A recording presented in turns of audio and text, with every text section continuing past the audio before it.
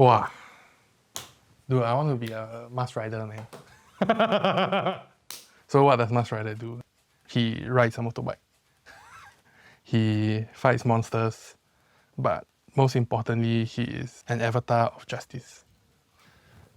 Actually, that's a very good question. What would I do if I'm not a photographer? Like, I think I will still be doing something that's related to storytelling because I really enjoy strong narratives.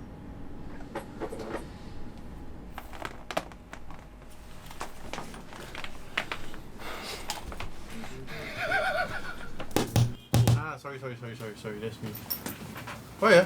What's happening with the cameras? Oh no, these guys are... Actually, you wanna explain? They're here to shoot a little like mockumentary. Like The Office. Like The Office. Yeah.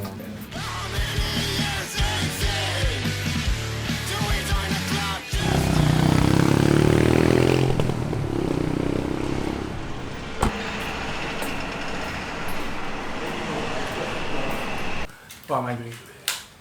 I'm doing publicity photos for Kim because he has a new release coming up. Yeah. It's quite free flow, honestly. How does it work? You will just send references to me. He will just tell me what he's looking for, and then we just kind of go back and forth, and I don't know, a bit like Jazzy. Yeah. Like we just play off each other. Yeah. No, I get it. Okay. Can? Okay. So we're recording the EP for Curb. Okay. So actually, like last week, they already recorded 5 songs. So today we're recording the last 2 songs and vocals. PK is, well, it's actually a lot of things, but at its core, we are a production company and a record label. So we offer to the artists we work with facility to basically do anything they want to do. So everything's really a mess right now because of like the rain. Yesterday, like water started coming down on the walls. This room is the deadest room we have, because all the other rooms have like gelang blida, you know? The road noise, you know, the siamti opposite the road. Yeah, so this is our band jamming room / like recording room. We do like all sorts of recording here. Yoo-hoo! Yeah, guitar recordings, vocal recordings, so with the glass panel. Yeah. Okay. Yeah, I heard your yoo-hoo. Thanks. So where we are shooting today is my house, because meant to be like a quick thing, and I know the area pretty well. I know where the light hits when the sun's setting and all that, so I thought it would be like the most efficient way to get the shoot done. I think the first local show that I went to as a young adult was Cashew Chemist, like their EP launch or album launch at the now defunct beer market. So I think this was in 2012 or 2013. Like a couple of my friends brought me there, and then I like the sound, I like the vibe, so I decided to keep seeking these things out. Dude, so after a long hiatus, Cashew Chemist is back. I'm not sure if their new like lead vocals is still Arkid. So Arkid is like a musician that I admire a lot. Like he's also a hairdresser. He used to cut my hair. Baybeats Esplanade are here to do some interview thing. Was in my room, but I saw this. Okay, can you come say hi? So this is Mr. Arkid Ami. Hey. He's Hello. my brother. Founded by me. For me and for the people around me, I've realized that the community aspect of it is really important. You can make awesome music, you can make awesome art in your bedroom. We've seen that happen so many times. But like, you know, you want to play with a band, you want to collaborate with people, you know, you want a place where you can bounce ideas off people. Feeling your hands on my face, could it be? So it was a kind of awesome story. It was just around the building. And then she wrote a song with her friend. Busted out my door. She was like, "Hey, can you help us record demo?" I was like, "Yeah, sure." So we mic'd up a guitar and vocals, and they recorded like a demo version of the song, and it was beautiful already lah. So after that, like we ended up producing it for her lah, and in that song, we ended up using the original demo vocals and guitar, we all just want to make like some cool shit, you know. Like, we just want to make something really awesome, you know, to look at, to hear, and all that just stems from one person's idea to want to make something very genuine and real.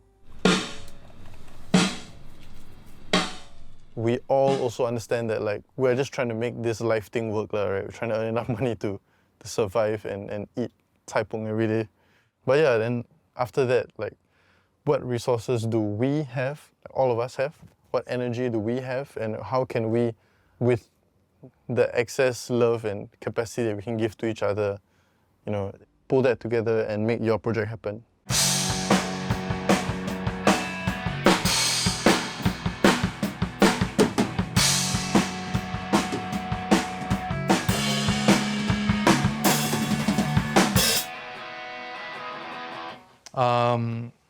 I think a lot of local bands, like, their budget is very limited. Whatever they can afford, even if it's just to cover my costs, like, that's good enough. Because I gain a lot more from working with these artists than just looking for money, you know. Like, I learn from them, I get to see like what's new, what's happening, and of course there's also the networking, which is very valuable. And it's nice to see that like more and more bands are also aware of the quote-unquote packaging that surrounds the music. I used to seek out like portraits that were like, you know, exciting, or like documentary scenes that are exciting, but exciting can mean different things to different people. So if you are just chasing the feeling of like shooting something exciting, I think maybe that can be very exploitative. I think I'm always seeking to do stuff that feels a bit more considered, like more meditative. I shot Sobs like last year, I think. Oh, I find this really cool. Like when Sobs went to their US tour, they did a KEXP set. This is the set list from that set.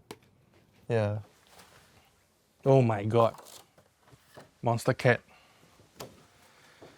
I rescued this poster from my school.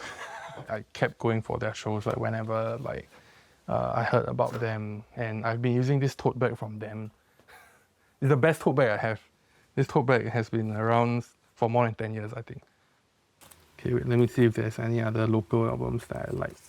Yeah, this band is called Satan. It's a metal album. You know, it's just very heavy music that doesn't feel overly masculine or trying to prove something. Oh my god, yes, Hanging Up the Moon. One of the albums that got me through NS, because it was very comforting. The lyrics were very real, very grounded, and the melodies were very calming. So very instrumental album for me. I feel like the benchmark is like, you know, if you can listen to your own song and cry. You know? Like you can kena until like, wow, shit, I listen to my own music and I'm like, I meant that shit, you know, I meant that shit. Musically speaking, like, I guess like, there are ways to define it, and that's helpful, you know, musically defining like what the kena is. But at the end of the day, it's like, when you listen to a song, it's like, just like, sugar, yeah. I feel like in a larger sense, like working in the creative industry in Singapore, like you already know that you have an in. Having like this melting pot, like of audience members that goes to a show, you meet like-minded people. Like you go to this gig, right? You know immediately, number one, we have a common interest, which is whoever's on stage, right? So that's already an in to start talking to people around you, right?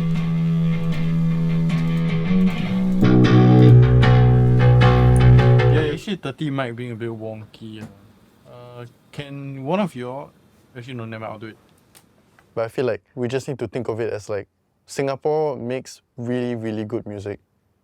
And just on that principle alone, this whole thing on like local music versus like international music, I feel like that differentiation like should not even exist anymore, you know.